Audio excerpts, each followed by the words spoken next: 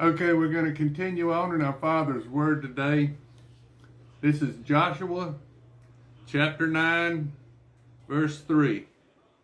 And when the inhabitants of Gibeon heard what Joshua had done unto Jericho and to Ai, they did work wily, and went and made as if they had been ambassadors, and took old sacks upon their asses, and wine bottles, and old and rent, and bound up, and old shoes and clouts upon their feet, and old garments upon them. And all the bread of their provisions was dry and moldy.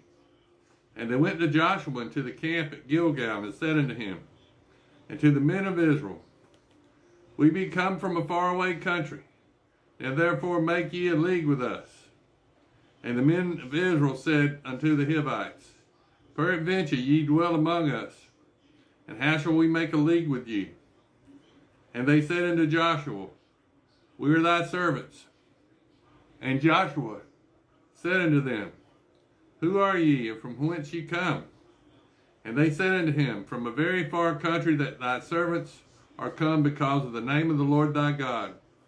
For we have heard the fame of him, and all that he did in Egypt, and all that he did to the two kings of the Amorites that were beyond the Jordan, to Sihon, king of Heshbon, and to Og, king of Bashan, which was at Asaroth, giants.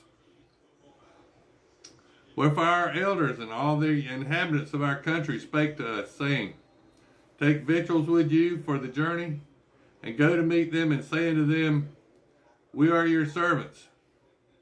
Therefore now make ye a league with us, that our bread we took hot from our provision out of our houses on the day we came forth to go unto you, but now, behold, it is dry and it is moldy. And these bottles of wine which we filled were new, and behold, they be rent. And these our garments and our shoes become old by reason of the very long journey. And the men took their victuals, and asked not counsel at the mouth of the Lord. And Joshua made peace with them, and made a league with them, to let them live, and the princes of the congregation swear unto them. And it came to pass at the end of 3 days, after they had made a league with them, that they heard that they were thy neighbors, and that they dwelled among them. And the children of Israel journeyed, and came into their cities on the 3rd day. Now their cities were Gibeon, Cherparah, and Beeroth, and Kirjath Jearim. And the children of Israel smote them not, because the princes of the congregation had sworn unto them by the Lord God of Israel. And all the congregation murmured against the princes. But all the princes said unto the congregation, We have sworn unto them by the Lord God of Israel. Now therefore we may not touch them. This we will do to them. We'll even let them live, lest wrath be upon us, because of the oath which we swear unto them. And the princes said unto them, Let them live, but let them be hewers of wood and drawers of water unto all the congregation, as the princes had promised them.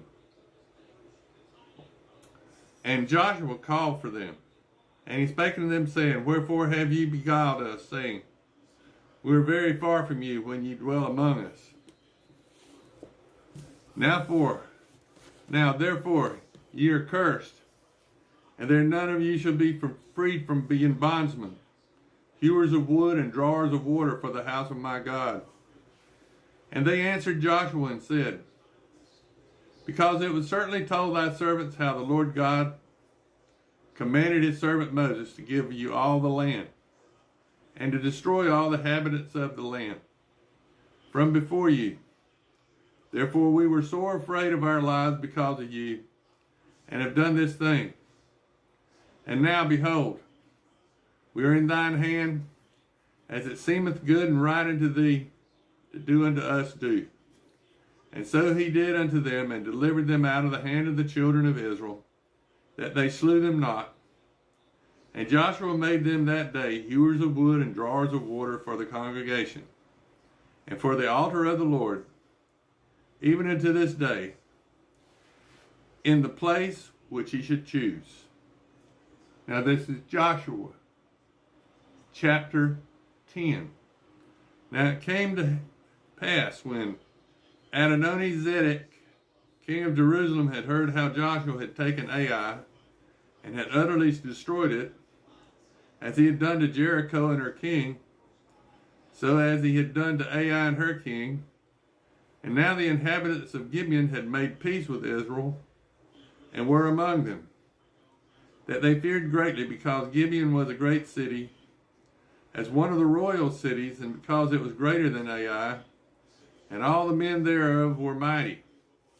Where Adoni-Zedek, king of Jerusalem, sent unto Hagam, king of Hebron, and to Piram, king of Jeruth, and unto Japhia, king of Lachish, and to Debir, king of Eglon, saying, Come up unto me and help me, that we might smite Gibeon. For it had made peace with Joshua and with the children of Israel.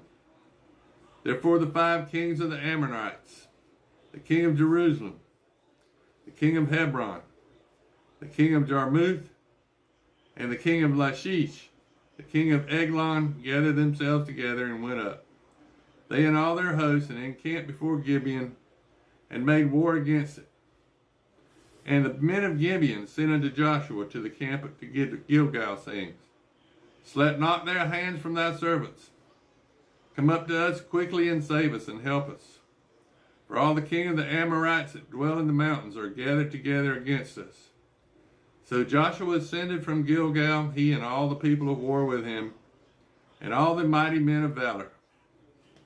And the Lord said unto Joshua, Fear them not, for I have delivered them into thine hand. There shall not a man of them stand before thee. Joshua therefore came unto them suddenly, and went up from Gilgal all night. And the Lord discomfited them before the Israel, and slew them with a great slaughter at Gibeon, and chased them along the way that goeth to Beth-horon, and smote them to Azekah and unto Makkedah. And it came to pass, as they fled from before Israel, and were in the going down to Beth-horon, that the Lord cast down great stones from heaven upon them unto Azekah. And they died. And they were more which died from hailstones than they whom the children of Israel slew with the sword. Then spake Joshua to the Lord in the day when the Lord delivered up the Amorites before the children of Israel. And he said in the sight of Israel, Sun, stand thou still upon Gibeon, and thou moon in the valley of Ajalon. And the sun stood still, and the moon stayed, until the people had avenged themselves upon their enemies. Is not this written in the book of Jasher? So the sun stood still in the midst of the heavens, and hasted not to go down about a whole day. And there was no day like that before it and after it, that the Lord hearkened unto the voice of a man, and for the Lord fought for Israel. And Joshua returned, and all Israel with him, unto the camp to Gilgal. But these 5 kings fled, and hid themselves in a cave in Makkedah. And it was told Joshua, saying, The 5 kings are found in a cave at Makkedah. And Joshua said, Roll great stones upon the mouth of the cave, and set men by it for to keep them. And stay ye not, but pursue after your enemies, and smite the hindmost of them. Suffer them not to enter into their cities, for your Lord your God has delivered them into your hand. And it came to pass, when Joshua and the children of Israel had made an end of slaying them there with a great slaughter, till they were consumed, that the rest which remained of them entered into fenced cities. And all the people returned to the camp to Joshua at Makkedah in peace. None moved his tongue against any of the children of Israel. Then said Joshua, Open the mouth of the cave, and bring out those 5 kings unto me out of the cave. And they did so, and brought forth those 5 kings unto him out of the cave. The king of Jerusalem, the king of Hebron, The